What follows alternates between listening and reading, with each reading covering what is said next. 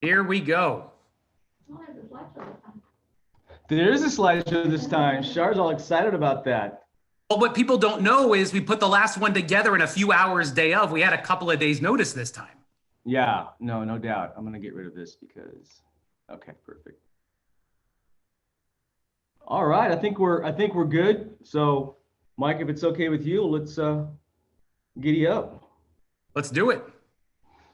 Wow. Okay, so tease please, right? We love to rhyme all the time. When was the last time you saw a mime? Sometimes I drink tequila and anyone? Soda. Just kidding. Lime. I was waiting for someone to say that. Yeah, lime. Excellent. So I'm excited about this. I know Mike is as well, and I know some people that have known this was going to happen. I mean, and this is why, because we are going to tackle today one of the toughest things that we're supposed to do, and that's how to compel viewers to keep watching. I mean, how difficult has that become, right? Especially now with so many distractions, from teaching our kids from home to having our spouses home to having access to the phone, the computer.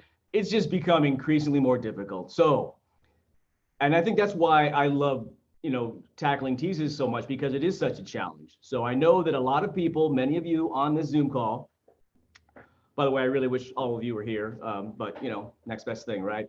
I know many people say, okay, I'm not very good at writing teases, or I don't like writing teases, or I hate writing teases. So part of what we want to do today is to change that mantra and that mindset, right? So you just come at it with a more positive viewpoint of, look, tease writing is difficult, no doubt, but I'm working on getting better. I'm getting better at it. I know what buttons to push to try and get viewers to keep watching. And so one of the big words that we're going to throw out today and lead with is intrigue, because intrigue is everything when it comes to tease writing. So what happens after someone thinks that's intriguing, or I find this person intriguing, or this movie trailer's intriguing? They want to find out more, right? So tell me more. We want our viewers to want to find out more. That means they'll stick around to watch. Intrigue is huge. 22-year-old Misty K on our first date said to me, "I'm intrigued by your sense of humor." And I know a lot of you would use a different word to describe my sense of humor, but she said, "I'm intrigued by it." And I knew I'm gonna get a second date, maybe a third, maybe a fourth. 3 months later, we were engaged. 4 months later, we were married. This week on Saturday, 28 years of, wow, that's intriguing. So let's get that second date from the viewer, because that's what we're doing. That's what we're going for. We want them to stick around from the A block to the B to the C, obviously from the 4 to the 5 to the 6 to the 10. You get the picture. Intrigue is everything. Let's do what we can to get that second date. Mike sent a note. Wow, that seems like it was, what, 20 years ago, when it was last summer, August, when we started thinking about, putting this together. And I'll just read what you are saying. Breaks are the biggest ejection points for viewers. We practically beg them to change the channel at every commercial break. Teases need to be compelling enough to keep viewers coming back. That's why teasing should be a top priority for producers, writers, anchors, and reporters, really everyone who has their hands in a newscast. And I put that in all caps because that means it's more important, right? Don't wait until the last minute. I mean, how many times, producers, as you put together your show, you notice that the teases aren't done, or it's a quarter till, and oh, I need to write that tease still. So one good thing that I'd like to pass along is, as you're writing a story that you're going to tease, work on that tease right after you write it. I mean, if you know that it's going to be a teasable story, it's top of mind, you're writing the story, and it would be easier to write that tease knowing the elements, assuming you have the elements, right then and there. So why not tackle it early as opposed to late? Because teases are too important to wait until the last minute. I'll take that one step further on that, when to write the tease. Sometimes producers, you're scouring, taking in all these different sources, and you're looking at everything that's out there, a news path, a news source. And sometimes you're thinking, I'm looking for my deep teasables. I'm looking for something to put in that tease one spot. So you can actually oftentimes write the tease before you write the story, because you're picking the video or picking your stories based on what the story is, what the video is, what you find compelling about it. So what you find compelling that you know is going to be a teasable position, you can write that tease, and that sometimes helps you make sure you're writing the story with the tease at kind of the center of the story. Absolutely. And vice versa. I think if you can't write a tease for a story, maybe you should be looking for a different story in that segment. Thanks. No, just open this, just let's get some air going in here. Thank you. All right, so this is what we're gonna do today. I mean, I love things like this because we're in such a time-constrained world to worry about the next immediate newscast. We can stretch our legs a little bit with this. We're gonna let it breathe. I know many of you have other things to do, working on other things. Mike is recording this to look at it later, and we're also gonna put this on the set and have kind of put it in Stratus so people can go back and look at it as well. But this is going to involve interaction and examples. We're going to go over the best way to tackle a tease, focusing on the how, why, and what. We're going to review examples of teases that were changed and talk about why they were changed. Give you a chance to take a so-so written tease and improve it. So grab paper and pen if you kids use those these days, or a tablet or whatever to type on, because I'm going to rely on you to jump in and show me and show the group how you would formulate a tease, why you would change a tease. And we're going to do that in two different ways. We're going to take a tease that's been written and then have you change it. Also, from the ground up, we're going to do it from the raw material to the end cooked product. So we're going to throw up a story that aired yesterday, talk about the teasable aspects, and have you write a tease, along with a press release or a release from Sac County on a news item from yesterday. And we'll talk about what are the teasable aspects of that, and we'll write a tease together on that. And I know that we'll mention this down the road, but teasing is a muscle that we need to keep working in order to strengthen it, just like any other muscle. So we're also going to get input and questions, of course, from you and discuss the importance of tease writing. Mike and the other managers, feel free to jump in at any moment if you want to add to anything that's been said. Anybody else as well, because this is an open discussion, right? I know we want to keep within a certain amount of time, but we have a little bit more leg room. And we're going to go over reporter teases too, and story pitches to help make them as compelling as possible. Reporters are going to do that right after we go over a couple of things, because I know you have to get out the door to work on your night side stories. So with that said, Mike's going to talk about the construct of the perfect tease. And this is specifically relating to reporters too. We talk a lot about, what's your sell line going to be? That is your promise. That's the first thing that we're talking about. What should the promise be? The thing that's most compelling to connect to your viewer. What is the impact should be something that you're thinking about. The impact meaning, is this something that's going to help the viewer save time or money? Is it something that's just there that's going to be intriguing because the viewer is not going to be able to turn away when they see this story? Think about what the motivation for that is.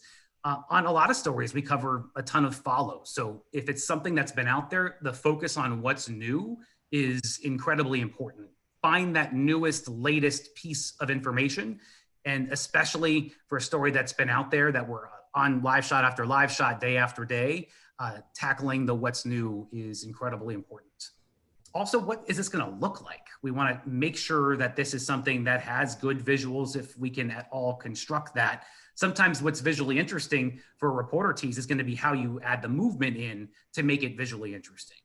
And then when it comes to the performance aspect, that higher energy, we have to remember as we're going into the break, we want to signal to the viewers from the anchors and reporters who are in those teases that energy's high, because we got a lot of stuff coming up, and don't you dare go anywhere. Don't you dare hit channel up. We're going to be there. So you should have a little extra punch in the teases than you might otherwise have in a look live intro that you're taping. The next part, this is so important, that keeping it concise. You don't want to go on too long. You want to keep it as short as possible and as few words as possible to make it as effective as possible. And back to that promise. So what does that look like? What is the construct of that? You want to make sure you're leaving the audience with what the best part of the story is, the thing that we think is going to be the reason why we're really on that, and how we best find our way into figuring out what that best part even looks like. Next, what's the unique of the story, the unusual, the unexpected, the thing that we necessarily don't see coming, that is going to help provide you a bit of a tease point better than other things. Along the way, don't have obvious or generic teases. Sometimes you'll say like, oh, I've got more, or hey, you're never going to guess how this one ended, but then your video gives it away. That happens in both producer teases and sometimes reporter teases. If you can answer the sell by what, then it's probably not the best tease. So all those kind of come together and help form what makes that perfect promise. What is that sell line? And a few other items that'll pop up on the right. Keep in mind, these are phrases that we don't want to really use. We'll have details, we'll have an update on, we'll have more on, we'll have the latest on, we'll have a live report. So all of those really relate to both reporters and producers. Those are just generic throwaways. We want to have specific promises. Yeah, those are fallback phrases that, I mean, I know that I'm guilty of using it, other people as well. So we could get better at avoiding those and being more specific. So let's talk about how a tease is born, specifically reporters, but other people as well that come into the room and want to pitch something. So a tease really starts to form during your pitch. I remember when I reported Nightside, I really focused on how would I tease this? So as you discuss your story idea, think about that and even tell us, how would I tease this story? Things can change as you put the story together. We get it, but this can help you give you direction and focus. And if you are out the door at 3:30 or 4 o'clock on a story and you have direction and focus, that's half the battle, right? That's like, okay, what am I going to bring to the table tonight? What am I going to bring to our viewers? Instead of like, let me just find the story, get a couple sound bites and put it together. Nobody mails it in here, and we know that. That's why we're such a good team. But again, a tease starts to form during your pitch. So think about that as you hop on Zoom and tell us what you're thinking about doing for that day, giving you direction and focus. A couple of examples, and I don't know if Ben Knuckles spells his name this way, but I know Knuckles is spelled this way, so I'm going to go for it that way. On behalf of Anna, it starts with an N. Okay. Well, then Anna tells us that Ben Knuckles has noticed more coyotes being spotted in a certain area of Midtown. All right, that's her pitch. That's nothing unusual. We've done the story before. But Anna tells us during her pitch, we're going to tell you why cats are suddenly disappearing in a local neighborhood. That's kind of intriguing. She doesn't mention coyotes. People love animals, maybe dogs more than cats. But the point is, I'm going to kind of want to know what's going on and what neighborhood. So without giving it away, she's made it more intriguing instead of just, there are more coyotes in Midtown. What's driving that? So why are they suddenly disappearing? It adds intrigue. Another example, Laura has an interview set up with SAC Unified on delays to starting the school year. Pretty straightforward pitch, kind of boring, until she says, you know what, we're going to tell our viewers why parents in one local school district won't be packing a lunch for their kids anytime soon.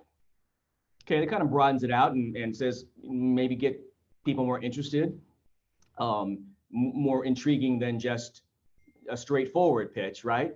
So the point of these examples is start to be forward thinking in how you would sell this story. Because when it comes down to it, we're salespeople, right? We're selling our product, which is the news of the day, and we want people to buy it. And by buying it, we want them to stay put and not go to another station, not go to another counter, not go to another store in the process. So it is what you say and how you say it, right? Mike talked about energy in one of the graphs. And I mean, I'm real big on this because other than the anchors, your stand-up tease is the first change in voice viewers will see and hear. I mean, as anchors, we're supposed to be bringing the energy every block. And so we're moving ahead with a well-produced newscast. And then that tease music hits and boom, we see Laura, we see Valina, we see Steve, we see Anna. And it's up to the reporter to continue that energy, not fake energy, but just the energy to continue the newscast. Remember, we're all pieces of a puzzle, but the bigger puzzle is the show. The more we think about our newscast as a show, the better, because it is performance-based and we want people to keep watching. So picture your tease flowing with the newscast and bringing the energy really of a salesman or a woman determined to sell me your product, because that's where we are, without overdoing it. And I know that's difficult sometimes because we don't want to fake it, but this is one way to not fake it. Doesn't mean extra volume or speed in voice. Energy equals intention. I've had a lot of consultants over the years tell me a lot of different things. And Nick Daly in San Antonio, Texas told me energy equals intention, because he noticed I was thinking that higher volume is energy. And I wait till you see this crash or talking really fast and saying, you really have to know about all this. No, it's not speed and voice. It's not volume. Energy equals intention. My intention is to tell you a really good story. I really want you to hear this. So if you intend to tell us a great story, that energy is going to come out each and every time. And again, it's not fake energy. It's like, hey, I really want to tell you this, and I want to share this information with you. So the flow of the newscast, keep in mind, you're picturing your tease. And that leads me to another point that's not up here, but I thought about it as I was driving in today. Reporters, when you're out shooting your stories and you get that someone's getting a really good shot, the photographer's getting a really good shot, and you want to incorporate that in your story, why not shoot your tease right then and there? Obviously, if it's dark, great, it's getting darker earlier, so you have more leeway in that regard. But you're excited about a shot and you know you're going to use it in your story, jump in there and shoot your tease right there. I mean, why wait till 9:30 and say, oh, we have to do our tease now, right? So it is part of the story gathering process. It is part of the show. Constant communication, obviously, is huge. And I know that we do a good job of letting you know what we need from you in terms of teases and things like that, and where you are in the show. So movement and sound, Mike touched on as well. Both obviously can be attention-grabbing elements of a strong tease. And that's what I mean when, if you're showing something that's visual as you gather your news, as you gather your story, pop in there and use that as a tease. Maybe it's a quick nap pop and then your stand-up tease, or maybe it's walking a few steps to show the viewer something. Again, this is a point in the newscast where they're either going to flip on ESPN to get the scores, or they're going to go see what's the latest on Netflix, or they're going to go check on something in the oven. I mean, we're giving them an opportunity to leave, right? So if we get to that vital point where we're seeing a different face and a different voice, we need to keep that energy up and give people a reason to keep watching. Some examples of that. Okay, so Valina's going to do a story involving the gnats of a bulldozer. So I don't know how to it's a bulldozer. Okay, so can you imagine hearing, and she says, can you imagine hearing that sound every night until midnight? The drastic move neighbors are taking to silence the noise. It's a good tease. Steve is going to do what he does best. He's going to walk and show us something and be compelling while walking from one spot to another. Old broken down cars cluttering the peace of a quiet cul-de-sac. How the move some neighbors are taking led to some unexpected violence. So lots of different moving parts with that, but he's standing in front of some old broken down cars and he's going to walk across the cul-de-sac showing a peaceful neighborhood, and then boom, maybe some crime tape. How the move some neighbors are taking led to some unexpected violence. Now, in a perfect world, that's a great tease. All the elements are there, right? It doesn't happen every day, every night. But if you work with what you're given and be creative in your stand-ups, in your teases, whether it be gnat sound, because I'm going to look up. I mean, it's just human nature to look up when you hear something. Gnat sound of a bulldozer, a horn honking, a dog barking, a cat meowing, whatever. And then if there's movement involved as well, Steve is on the move. I want to see what he's doing, where he's going. I know we talk about walking for the sake of walking. We want to avoid that. But any movement, I think, any movement is good. And certainly when it comes to a tease. Anybody want to chime in right now? Okay, don't feel like you have to. We'll have a Q&A format as well. I just want to make sure that everyone is getting everything here. So let's talk about the anatomy of a tease. Use great short sound, exclamation sots, right, if time allows, and don't neglect good video, kind of what Mike talked about earlier in that graph. Emotion and intrigue, whenever we can capture that, that is huge. There's that word again, intrigue, that we'll be using a lot and thinking about a lot. Use strong language. I mean, not the stuff that's going to get us fined, but obviously strong and powerful and punchy words. We all know what those are, as long as they're conversational. I'm all for the strong and punchy language. The sell line, compel the viewer to stick through the break. We got to give them a reason. And again, it goes back to, hey, please buy what we're selling because we know you have other places to look and to go. Keep it tight because we're dealing with obviously a newscast and you want to keep it tight. I mean, I know that some teases I write are too long and I have to go back and shorten those. And then deliver with an extra punch, what we talked about, the energy equals intention and command.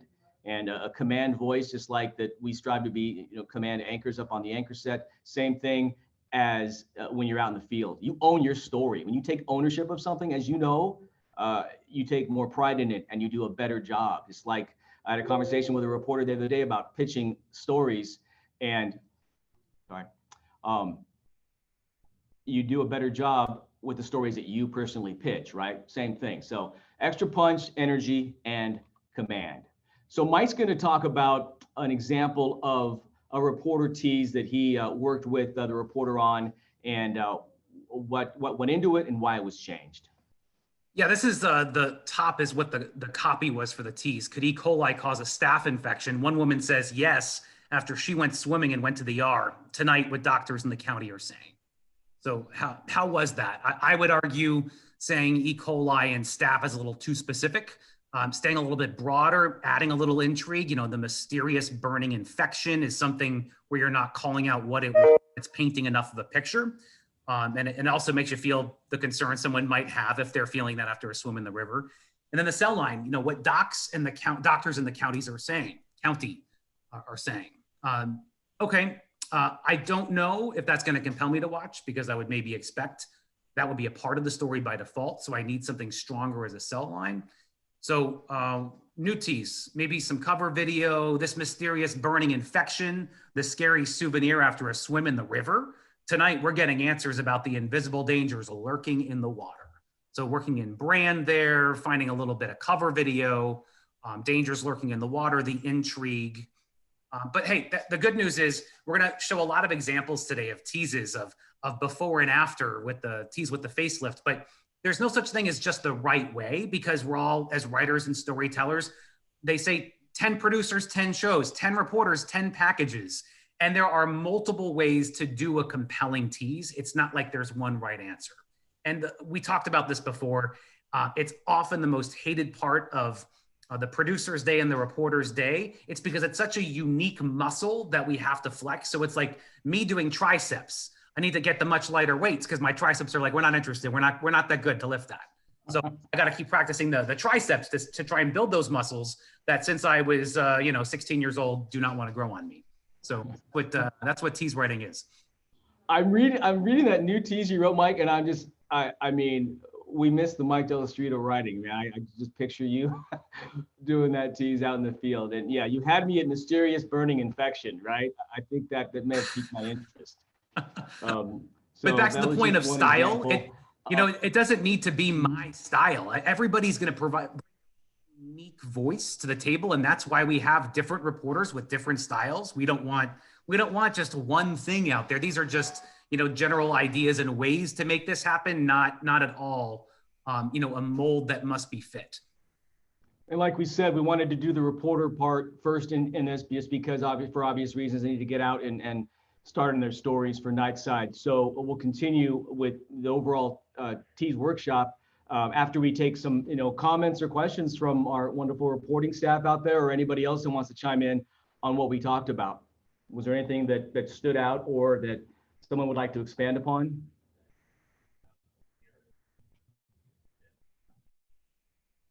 The best part about Zoom is nobody could see you right now, so it should be easier to participate, right? Right, Marshall? Marshall's joined us. Whatever you say, Tony. I guess, I know I'm not a reporter, but I have a kind of a question. I find, especially with the 6:30 show, I have a little trouble teasing because, there's so many like bizarre little quirky stories at 6:30. And we talk about some of that language to make, to add that intrigue and stuff. When does it become a little too racy or too like gimmicky? You know what I mean? Like you don't want to exaggerate too much, right? Like how do you prevent from having that intrigue, but also not like losing the viewer in like the drama? Right. How do you prevent the eye roll? Yeah. Mike? I think the answer to that is, can we deliver on the tease? And the viewer will know right away when they watch the story. If we oversold it and they're going to say that, I think we need to be able to deliver is the easy answer to that. A lot of those 6:30 stories are chosen by default because they're highly unusual and teasable. So, and that audience is after Judy, before Feud, and it's not the newsiest audience. So that show is particularly designed to appeal to people who may not want to watch the 6 p.m. newscast on CBS 13. And reporters, while we still have you on before you head out, is there anything that stood out in what we discussed from a standpoint of reporter teases? Was there something that you could take that and use as going forward? I had to get off. This is Steve. I had to get off and coordinate my packages, so I missed a lot of it, but I'm sure it was all amazing. And that's why we love Steve. Absolutely. Okay. So with that said, I mean, like I said, Mike is taping this, so we can go back and go over things that were missed. But that's the reporter tease portion, and we will continue with the overall tease workshop. Again, it's difficult to do, so that's why we're having these, just to refresh our memories or bring in something new to the table that maybe we hadn't heard. Making a promise in every tease and promo, it's key. We have some great promo people on right now that they know how important it is to make that promise and deliver. Promise the unique and unexpected content that only we provide. Goes back to our brand, getting answers, and any other thing that we bring to the table, whether it's a CBS 13 Investigates or something we've been working on called Curtis, or just an overall brand. Avoid the obvious. I know it's difficult sometimes. Don't promise the line, promise the points on the line. And Mike, you want to expand on that? Yeah, it's if you talk about what that looks like, what that means, it's when you dig into the story of where it's going to connect. So we might say there's been an arrest in a 9-year-old's murder, but where are the points on that line? Where are the true connection points? Is it is it really a mother on the first step toward justice? Is that really the way we want to tease it? Because we're looking for the emotion, the points on the story. So it may not be the de facto headline. It may be something that's a little bit of a backwards way of what the headline is. The best tease may not be directly related to the headline. And with that said, we don't ask the viewer to come back and watch us do our job. I know that we use these words a lot, avoid promising more after a break, the reaction, an interview, details, new information. It's kind of our job inherently to bring all that to the table anyway. And you can't spell the word news without new. So yeah, I hope you have new information for me because I'm a busy guy and I want to go to bed or I have other things to do. So please, be more specific in what you're going to promise and bring to the table. And to Mike's point about what aspect to tease, last night I wrote a tease and then I realized I was teasing the wrong thing. And so I went back and rewrote it, and it turned out to be much better. So write the promise first, produce the tease from the bottom up, writing the promise first, the how and the why. We talked about usually the best teases, and the what comes in third. Add a brief setup line, just a few words, use it to grab the viewer's attention.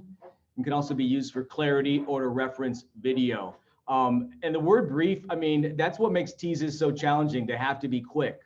Right? Unless you're doing an all-encompassing, special tease where it's just one subject and you have plenty of room to go and to grow. But that's what makes it so difficult. That's why you focus on the how and the why to try and grab the viewers as much as possible. Identify the viewer benefit. What's in it for me? Goes back to their time and their valuable, eyes and translates to ratings points and why we need them to stick around. Does the content improve my life? Why should I watch you if it's not going to improve my life or give me more information? Does it fulfill a core motive? Does it empower me to act? Am I going to have some sort of reaction to this story? All things to think about when you ask yourself, should I be teasing this story, right? So do we create intrigue in the tease? Do we make a promise of specific coverage? All stuff that would go toward having people stick around more if you're being more specific, as opposed to what Mike talked about earlier with the graphic of details straight ahead, or we'll have continuing coverage. People and emotion can't be focused on or said enough. I mean, to me, you make the newscast with people and emotion. Introduce me to someone, a human being, make me feel something with emotional sound, video, and copy. my goal as a reporter was always to have my story be remembered more than any other story of the newscast. And I think that should be the same for reporters as well, and for writers and other people who are in charge of writing a story, putting something together. If, when you can find somebody to introduce us to, and you connect with that person, it doesn't have to be sympathetic character either, as long as it's a memorable character. That could certainly add to the overall tease. So we're drilling down to specifics with some questions as well. What are your best pictures? We are a visual medium. As much as we work on the writing aspect, we want to see and make sure that the pictures match. And by the way, if you wrote a tease and the editor gave your tease away, which has happened in the past, or didn't read the tease before cutting it, let Cecil know. Let somebody know, so the editors are on board with making sure that we're adding the best pictures, but also bringing the intrigue. What's the best sound and natural sound? Goes back to what we were talking about with, hey, make me look up from my iPad so I can watch and capture my attention more. Whether it's a quick sound bite. Oh, go ahead. I also think in that specific thing, if if the story is about, like, say, the cougar that's going after, that's your best video, but that's not a good example. But you need to sometimes tell the editors, don't use this specific thing. Even though, if they read it, they might understand that. But to be fair, tell them not to use stuff too. Don't just let your editors pick what they want for the tease sometimes. Right. Yeah, that's a good point. What's the best sound, natural sound? What surprises me most about the story. So if it surprises you, chances are it's going to surprise the viewer, right? So, we're in the business and working and writing stories, but we're also viewers when we get home and we're watching other people's work, watching our work. So if it surprises you, chances are it's going to surprise somebody else. And avoid using questions to convey a reason to watch. This is also a fallback thing that a lot of people do as well. Try to avoid, questions to convey a reason to watch. So we're going to go over some examples of teases and talk about what it was changed to and why it was changed. And then we're going to do a little interactive where I'm going to want, to have some dialogue and somebody, step up and maybe change a tease and how they would change it. It could either be just an open dialogue where everyone's chiming in about what they would change, but specifically if somebody wants to take the reins of a tease once we get to the audience participation part. So this was an original tease that aired. Ambush arrest. Police say they got the man who shot 2 sheriff's deputies in Los Angeles, how he was captured, and how the deputies are doing tonight. Okay, he's got the how in there, double how at the bottom. Kind of interesting, but this is what it was changed to make it just a little bit more compelling and intriguing. Ambush arrest, the man seen on video shooting 2 LA County sheriff's deputies, captured. Why police didn't have to go very far to find him. So I thought that why was better than the how the deputies are doing, because chances are they're doing okay, or else you would have told me they died, right? So why police didn't have to go very far to find him, it turns out, from people that remember, this guy was already in custody. But it's just enough of an intrigue to maybe get me to keep watching. I know the story well because it's a very prominent crime, but why didn't they have to go very far to catch him? I might stick around and watch that. The original tease in this one, and new student housing, how this project is shattering nationwide standards. Okay, shattering is a good word, nice and punchy, nice and visual, right? Nationwide standards, not so much, kind of a boring phrase, right? So it kind of goes back to, let's give people a reason to stick around. So this is what this was changed to make people care maybe just a little bit more. And new student housing, unlike anything you've seen, what makes this UC Davis project so groundbreaking? So a little punchier, it brings the whole and it's unlike anything you've seen, right? Maybe overselling the promise a bit, depending on what you've seen. And then what makes this UC Davis project so groundbreaking? Now, it could be said that we should have said what makes this local university project so groundbreaking. But if we're seeing video of UC Davis, chances are you know where it's at anyway. So in dealing with, and Mike, maybe you can talk about this briefly as far as naming specific places in a tease. I mean, is that something that we should avoid, do you think? Yeah, so the more you don't specifically name a location, the better off you are. So the reason for that is the where is almost never your tease in terms of your cell line, but the where always becomes an implicit part of your tease because people are going to expect we're going to tell them where the story happened, but you could have a reverse impact. Let's say you say this Turlock store, Turlock's at the southern edge of the market. So if you live in Sacramento County, Placer County, even San Joaquin County, you might say, I don't care about Turlock. It's too far. So you can be off-putting when you mention a location, which is another reason to not mention a location unless it's a really important reason. There's always exceptions to every rule, but generally you don't want to mention location. Okay, here's another example of a tease and what it was changed to and why it was changed. And a gross act caught on camera, the search in Stockton for a man leaving feces at a church.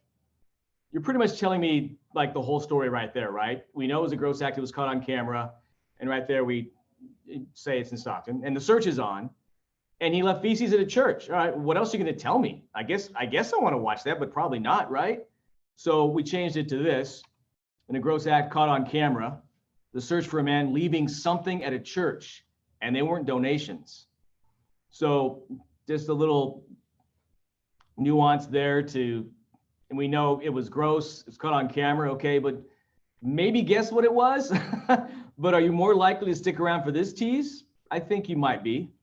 And in this one, we even took out Stockton, so double points right there. Another original tease, Rancho Cordova neighborhood rocked by a gruesome murder. The victim's boyfriend now behind bars. We kind of gave it away, right? So we already know, okay, the victim's boyfriend, committed this crime and they caught him. So rocked is a good word, but beyond that, there's not much to stick around for. So it was changed to a Rancho Cordova neighborhood rocked by a gruesome murder. Why who they arrested is only adding to the intrigue. You may be able to guess that it's someone that person knows, but I don't know that it's the ex-boyfriend. I don't know that it's, who is it? Could have been the 15-year-old son, could have been the neighbor who just moved in. So why who they arrested is only adding to the intrigue. And I even used the word intrigue in the tease. So you could tell it was top of mind to keep thinking about intrigue. And again, going back to Mike's point about a Rancho Cordova, just a local neighborhood rocked by a gruesome murder. It's good to keep in mind that we don't want to give it away because you're right. If I don't live in Rancho, maybe I don't care, and maybe I don't care as much anyway. So what's most teasable? And this is what I'm going to ask some audience participation here. This was a long, but I'll kind of summarize it. This was yesterday, Sac County confirming that the handful of the voters that brought in a ruined ballot to their offices, right? Because they had attempted to sanitize their ballot paper with liquid sanitizer or microwave the paper. I mean, what a crazy story. We were able to provide them with a new ballot and void the ruined one so they could still vote. Goes on to say they don't need to be wary of COVID-19 exposure. The risk of exposure on paper surface is low. Furthermore, high alcohol content liquid like hand sanitizer smears the ink on the page. We've reissued about 100 ballots so far. So you get the picture, right? So this was a story that came into our inbox. We verified that it was happening. So I want to talk about what the teasable aspects of this story is, because we could throw up teases and why they were changed and show you the end result. But I think it'd be beneficial during this seminar to also have you from the ground up, from the raw material to the actual teasable elements and ultimately the tease itself. So we're assigned this story. Somebody's assigned this story, and we want to talk about what's the most teasable aspect of this. Would anybody like to chime in on what they think is a teasable aspect of Sac County confirming that some ballots have been ruined because they've been sanitized? I would say you leave out the sanitizer part and make that be what you're hiding. Why these ballots were ruined, something along those lines, and the fix that county officials, you don't want to use the word officials, but the county is giving people, something along those lines, but hiding the sanitizer part. Yeah, absolutely. And Charlene, you had something to say here? I think it's interesting to tease that these people basically ruined their own ballots because they were trying to sanitize them. Another thing that we can see is that they had to reissue these ballots Right. Charlene's saying that another teasable aspect is the fact that they had to reissue. So what caused them to, maybe it cost them more money to do that. Why a mistake people are making when they mail their ballots could end up costing you money, by issuing new ballots. That's also a good aspect. Anything that, that speaks to the masses, the more people that might be impacted by this. Anybody else? What else is teasable about this? You could also keep the sanitizer in the tease and say why sanitizers and ballots are making a bad combination. The warning, from election officials. Mm-hmm. Absolutely. So yeah, there's a lot of different elements here. Here's what we came up with. How the ballots are being ruined. We'll tell you, ballots are being ruined. How? The move voters are making that makes their ballot invalid, and then our votes not being counted because of COVID concerns. Those are all teasable aspects of that, raw material that came into the newsroom. So when something comes in and you're assigned to write it, or you're going to put it in your show or in your story, again, it goes back to what are the teasable aspects of this? How are people more likely to care rather than not when we formulate this tease? So based on that interesting story of the ballots being ruined, what sort of tease could we come up with? Steve kind of gave us one, which a couple of them which were good. Does anyone have any other maybe specific tease that you could maybe just riff right now or write down and come up with? I'm going to call on a producer right now, and her name is Katie.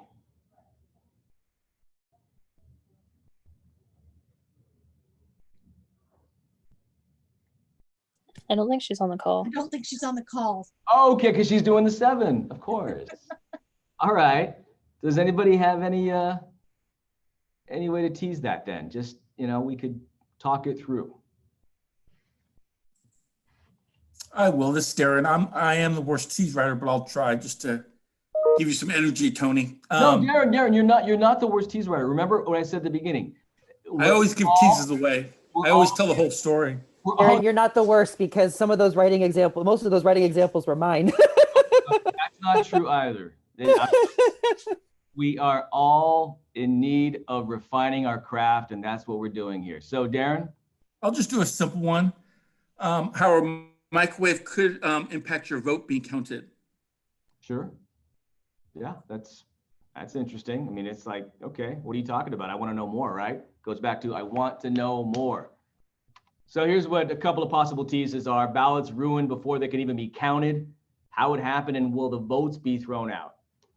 Next one I thought was better. COVID concerns lead to an election nightmare, like voters trying to clean their ballots may have wiped out their vote, and how to make sure it doesn't happen to you. So bringing it home to viewer benefit, emotion, how do I make sure that my vote is counted? Obviously, it's a huge, huge issue right now. So a couple of different ways to possibly tease that. But recognizing the teasable elements of the story is the first plan of attack in writing your tease, and try to hit on all the as many of the bullet points that we talked about. So here's another example of a tease and what it was changed to. And again, I don't know who wrote any of these teases. I just remember keeping a bunch of teases that I changed, and if it so happens to be, just whatever way that the wind blows in terms of who wrote the tease. So please don't be offended by any of these examples. A woman dragged across a shopping center parking lot as she tried to fight off a pair of purse snatchers. Tonight, the search to find the suspects caught on camera. Okay, so not a bad tease. They're searching to find the suspects. You told me that she was already dragged, though. You kind of gave a lot away right there, right? So we changed it to a mysterious car pulls up, then a woman is dragged more than 100 feet. What they were after and why police are so confident they'll catch them. They're confident they'll catch them because it was caught on camera. We don't say that. So start with the mysterious car pulling up. She's dragged. What did they take? Could have been her diamond earrings. It could have been her purse. It could have been her expensive designer dog. Who knows? What they were after, why police are so confident they'll catch them. Again, a little bit more intrigue, a little less given away in that tease, in that example. Another example, road rage attack that looks straight out of a movie. Short, concise, to the point. We've all seen movies, road rage, all right, that's interesting unto itself. And I didn't change this much, except I added one thing to give it a little bit more intrigue, why it got so ugly so quickly.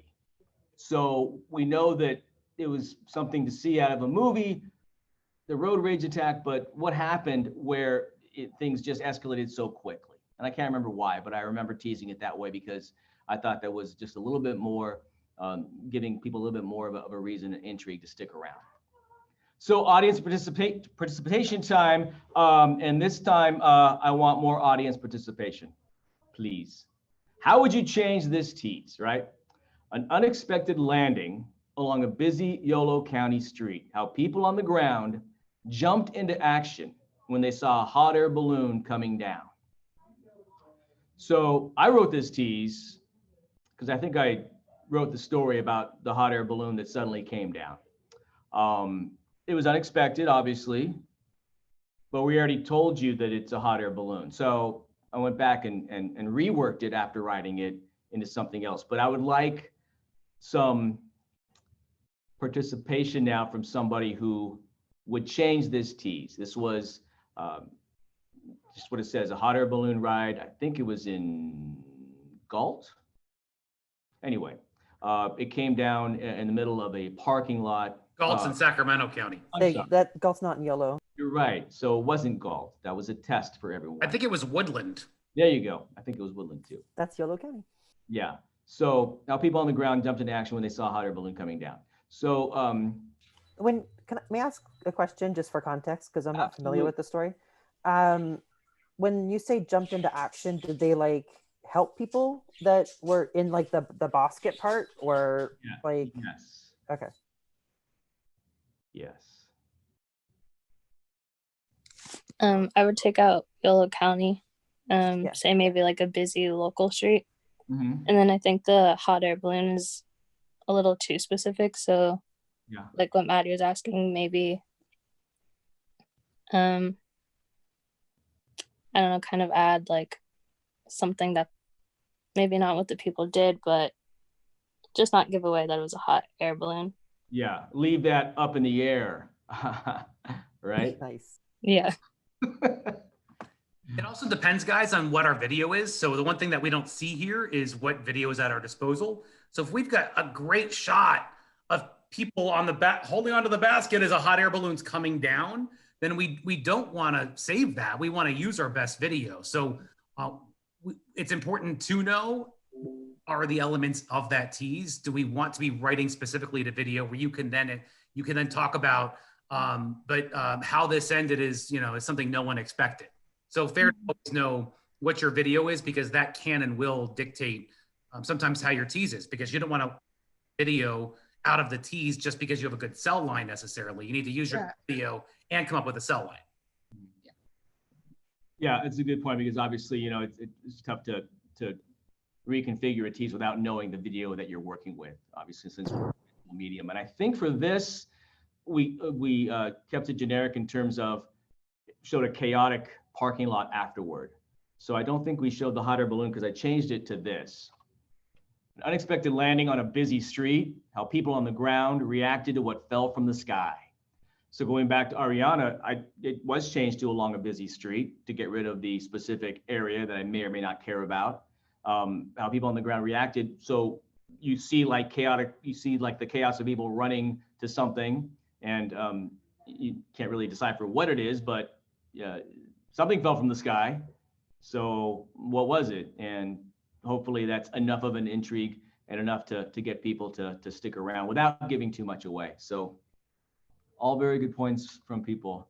Let's do one more. How would you change this tease?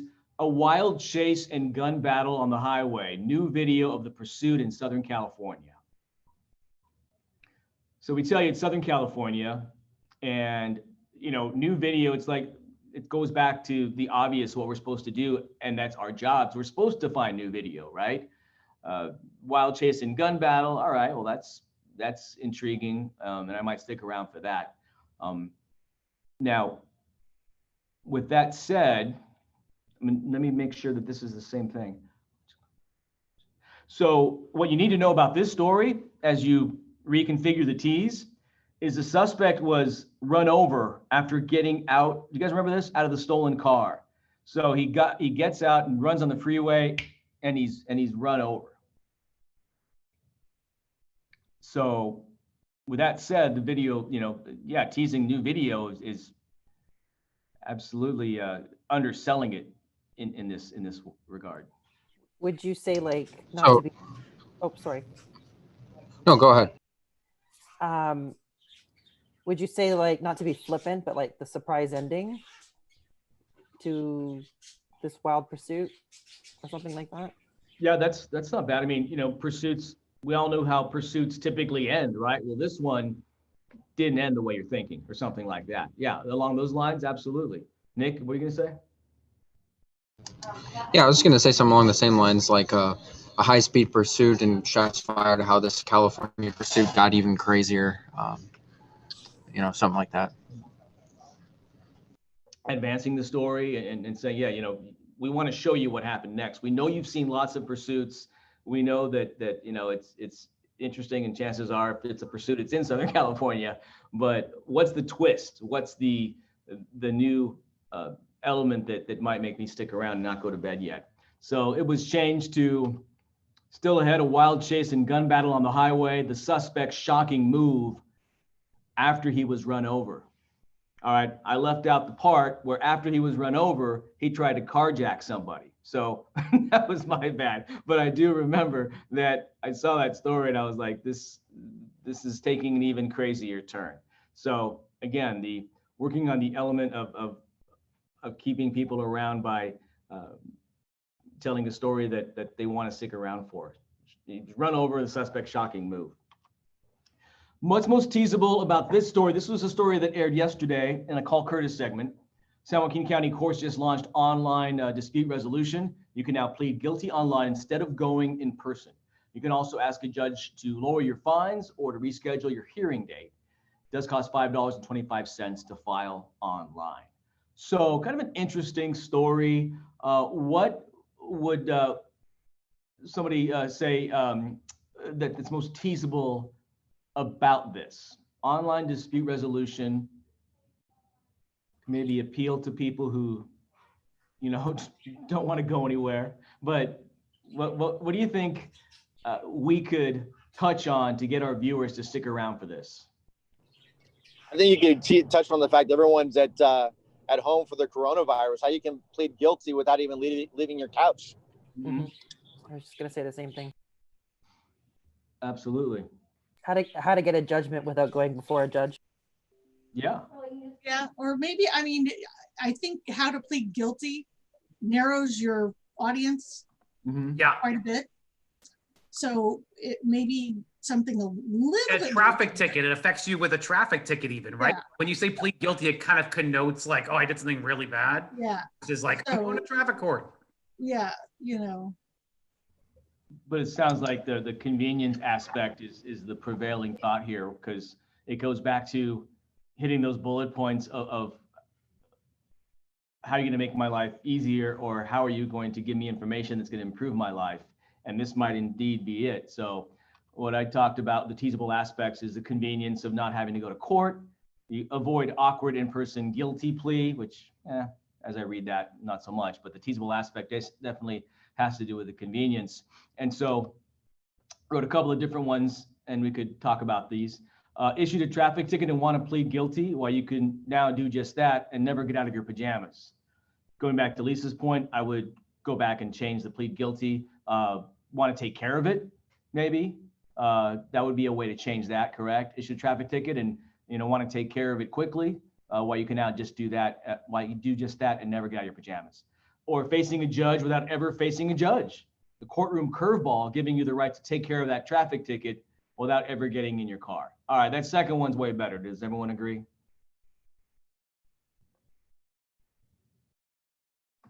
Yes.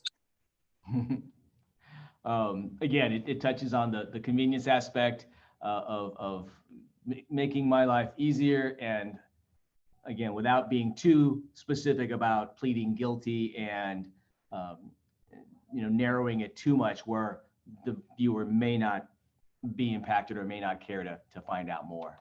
And reporters, in case you missed it, but we're happy to have you on this whole thing as long as you want to stay, but we wanted to make sure we covered the reporter stuff first so you're able to go work on your stories. But of course, you're more than welcome to stay if you'd like.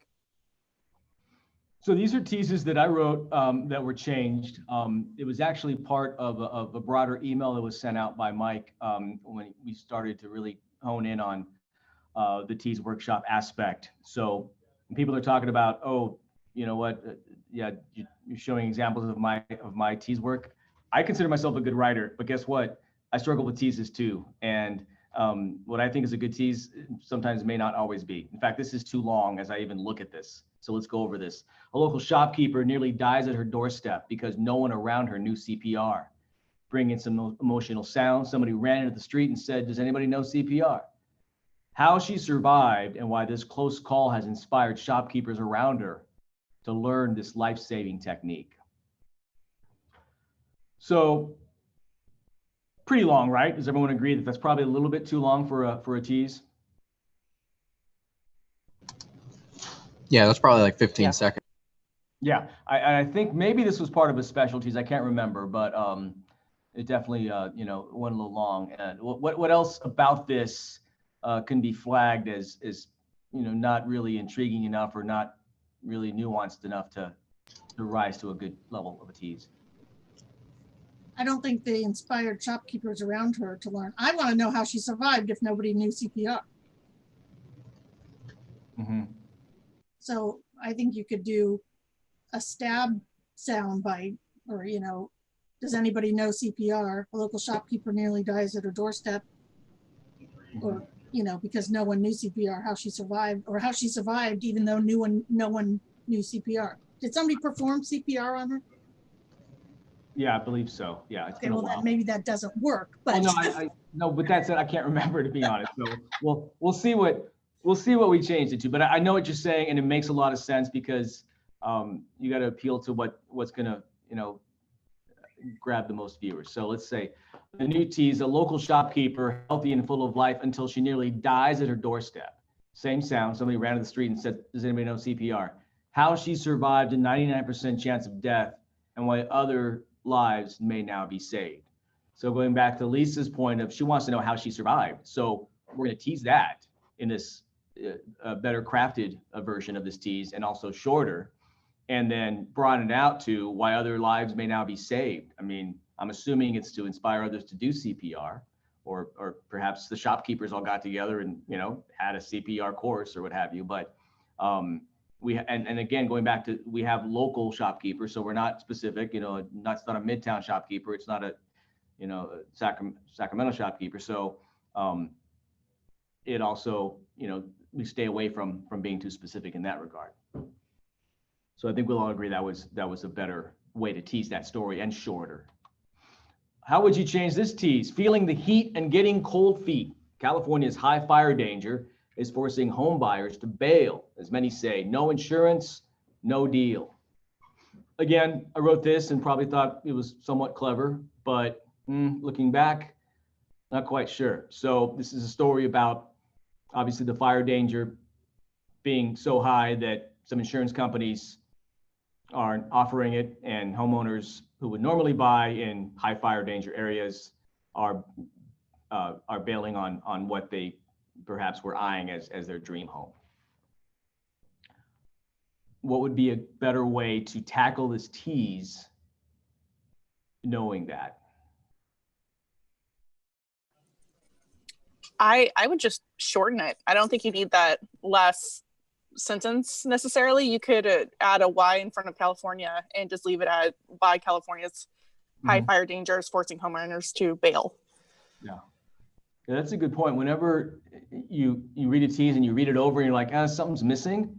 Maybe the thing that's missing is it's too long. Maybe the thing that's missing is, do I need that last line, right? And this also goes to the point of, we don't need to say why and how in every tease. Sometimes it's an inherent why and how, right? Or what. So that's not a bad suggestion, Sam. Getting rid of as many, say no insurance, no deal. It shortens it. So this was what it was changed to, or it suggested changed. We kept the first line, feeling the heat and getting cold feet, but we just flipped it. The new tease read, dream houses in our own backyard with amazing views, a good price, and one big catch. What has home buyers feeling the heat and getting cold feet? So I like what it was changed to be, or what it was suggested to be changed to after the fact, but because it's a visual, right? The dream, we all have our dream house visual in our mind. Amazing views, good price. What's the catch? What has homeowners feeling the heat and getting cold feet? So way more intrigue in this new version, right? Does everyone agree? I like how a little bit more generic it is too. Like the previous example was, I think, a little too specific, talking about, the insurance and whatever. But I think I like this better for that reason. Maddie, that's what I was going to say, because the fire danger, the majority of our market, although as bad as these fires have gotten, the majority of our market is not living in an area that's in a direct danger to wildfires. So this tease made it more interesting to everybody to broaden the reach and the interest. Mm-hmm. Yeah, for sure. And again, it goes back to reaching the masses, but also saying to yourself, would I stick around for this tease? I mean, every time we write a tease or a story or do a newscast or anchor a show or do a report, I think we should always ask ourselves, would I stick around to watch this? Would I be proud of watching this, or not proud, but would I take the time to watch this? And so if you're not sold by the tease you're writing, maybe it's time to rewrite it to make it something that you would be interested in finding out. Let's do one more. How would you change this tease? A leading pup is cast for a classic remake, but this pooch is no show dog from the shelter to the spotlight when we come back. So I'll just read the notes that Mike made down there. This will make a great intro to the story, but not the most effective tease. This tease writer, me, gets bonus points for a built-in implicit tease what the classic remake is. So leading pup is cast for classic remake. This is about a shelter dog that was cast to start in I think it was either a quick little video or a picture of the classic remake. Show dog is no show dog when we come back. Yeah, it reads more like an intro, right, guys? Yeah, for me, it's a lot to, like I have to keep rereading it to like take all of this stuff in to try to fully understand it. And obviously the viewer, they could rewind it, but they don't really get the opportunity. They just see it once. So I don't know. For me, I thought it was a lot of kind of words, but not much impact. And I was kind of confused about what the story was. Yeah, I think it's too layered. And the only line that's jumping out to me is from the shelter to the spotlight. So it's a shelter dog. And that's interesting because, we all love the underdog stories, right? So this is what the suggested change was. The leading pup is cast for a classic remake, but this pooch is no show dog. The story of where he came from is a real life modern fairy tale. So drawing on emotion, it's not a show dog. Where did he come from? You know what? You're seeing, this dog that's obviously not a designer dog, and everyone, we love our animals. So it is more to the point, not as wordy, and it tugs on the emotional aspect of real life modern fairy tale and where he came from. I want to know where he came from. I love my dog. I want to know, I love stories about dogs that survive and do great things. So that was a good way to, and again, I wrote all those teases, and I'm like, I write a lot of teases, and I think I'm pretty good at it, but everybody could get better, and everybody needs to go back and try to get better. And it's like I said, it's tough. That's why we're having this. Writing teases is one of the toughest things we will do on a daily basis in a newscast. So let's recap. You can't spell tease without T. And other than Tony, what else starts with T? Any guesses?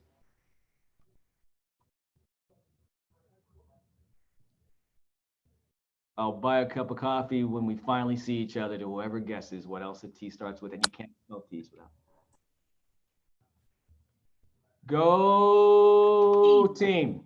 Teasing is a team effort. Going back to Mike's email, regardless of your job, you'll touch teases in some way. We really will. It doesn't have to be your story to touch a tease, because If you're a photog and editor, you can choose the best video. You can communicate with your reporter. Hey, this would be a great tease, Anna. Hey, this would be a great nat pop, Steve. Photogs and editors choose the best video. Assignment desk, when assigning or researching a story, you can ask yourself, how teasable is this story? Yeah, we want the exclusive, we want a good story, but this could be teased in a really good way, and that's the jumping off point to telling a good story. Reporters, as we talked about at the onset, when pitching a story, telling us how you would tease it. Again, it could be a great approach. It gives you focus immediately, and it tells everyone else the direction you want to go in, and it helps with the pitch and the sell. Producers, if you're struggling to write a tease, as Lisa touched on earlier, ask yourself, is this the best story to tease? Just because you decide, oh, you know what, I want to tease this. It's okay. Don't be married to your first choice. Adjust and pivot if need be. Just like I write a tease and I'm like, wait, I'm teasing the wrong thing. So let's go back and redo that, which speaks to the point of getting teases in early so you can go ahead and do that. If it's 10 minutes of the newscast and you just realize that this tease could be better, well, you may not have time to do it. But if you write it at 9 o'clock or 4 o'clock for a 5 o'clock show, and you can go back and say, you know what, let's nuance this to say, let's adjust and pivot and make it a better tease. Or let's bring another story into the mix to tease it. A lot of times stories are added and they're not thought of as a possible new element to tease. So again, just because it's in your rundown as a tease, don't feel like you have to tease that. Bottom line, there's no one right way to write a tease, but there is a right approach.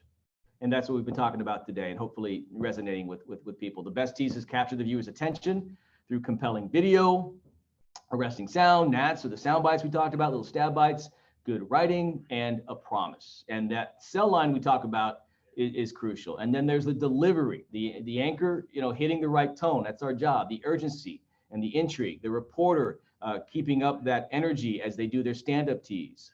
The producer finding that, you know what, maybe this tease isn't a VO, maybe it's a nat VO, maybe it's a SOTVO to bring some more elements to the table to get people to watch. I mean, it's just crucial to remember this word. If you walk away with just one thing today, just remember the word intrigue. And I think about that whenever I write a tease. Intrigue is everything. How could I make this story intriguing to most of our viewers? And you're not going to hit a home run every time. You're not going to, write the best tease every single time. But if you have the framework of intrigue and bringing in all of the other elements, the why, the how, the, showing the viewer, we want you to care about this and here's why, then that's half the battle. So again, it is difficult, but that's what I like about it, because it's a challenge. And if you're like me, you like challenges. So, we do this day in and day out. We write stories and we try to convey the most recent information and give people information that makes their lives better.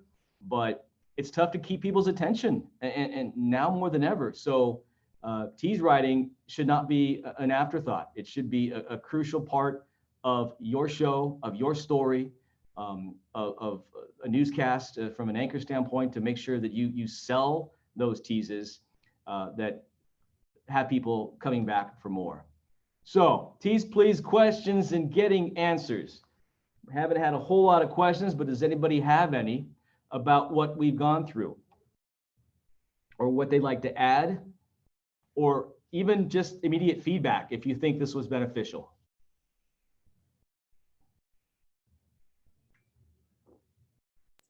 Well, I think it's been great. I think it's very beneficial. And anytime you get, like, I've been to a number of tease writing seminars and I still am not a good tease writer, but this is the first time I've heard the word intrigue put in there, which I think you're right. If you just remember that and try and go with that, you will at least try and come up with the best tease that you can, if you just remember that.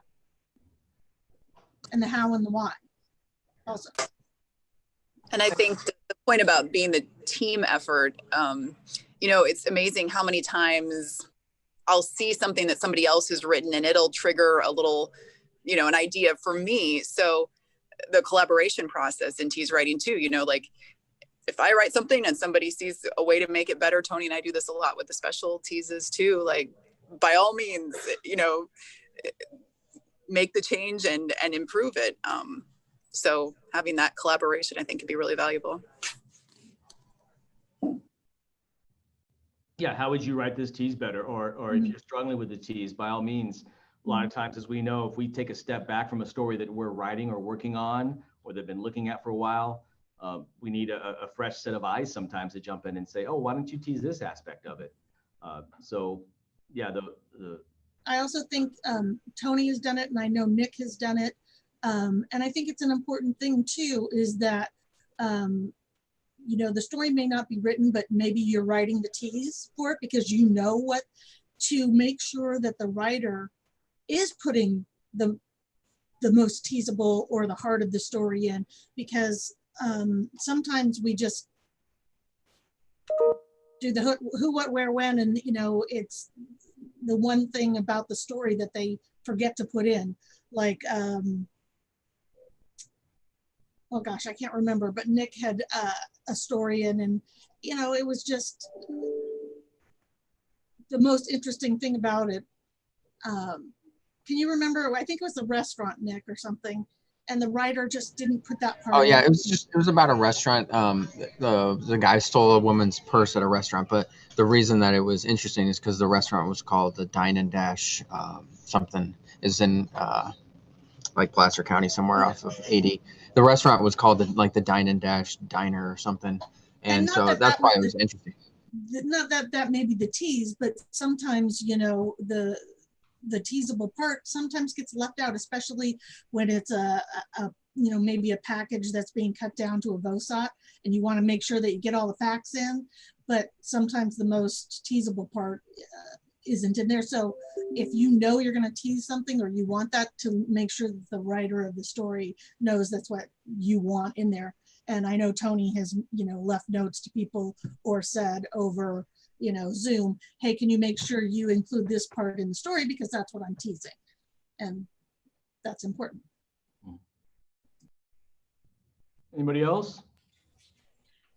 I can, I guess, kind of formulate a question, because I keep thinking back to over the weekend. I had a really tough time teasing the Lake Tahoe story, you know, the woman who drowned and the father that got hypothermia and the 6 kids. And because like I was just so concerned with, you know, you don't want to tease like how she died, or like, and the only details that we really had, we didn't have like super compelling video. We didn't have super compelling sound because we only had the Zoom interview with one of the rescuers. And so like I ended up, without, you know, trying to give away the story or say like, you know, more from the interview or something, like how would you look at that process and make that into a tease? Right. Well, the first thing I would say is, if you're struggling to formulate that tease, is that the best thing to tease? I mean, a woman drowned, that's a horrible, tragic story. And short of doing the story about how we've seen a large number of drownings this year, which I don't think that was the story we did over the weekend, but we have done that.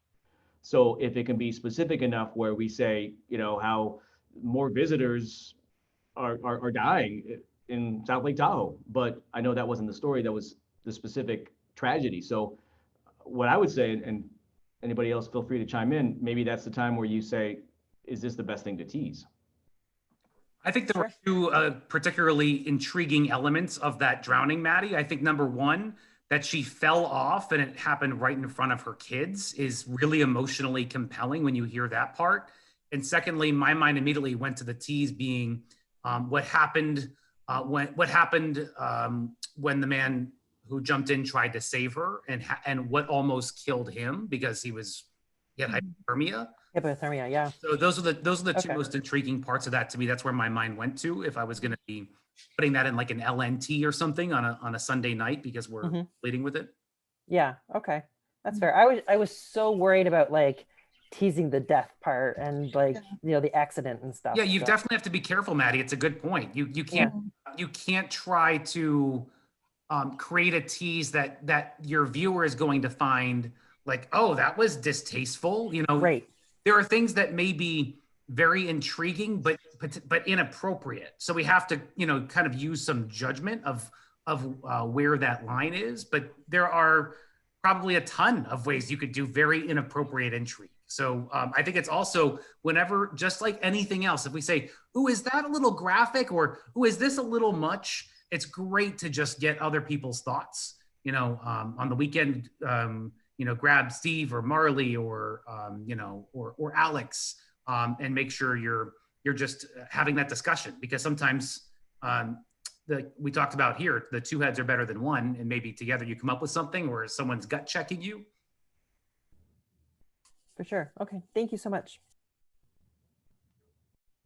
All right. Anybody else have anything?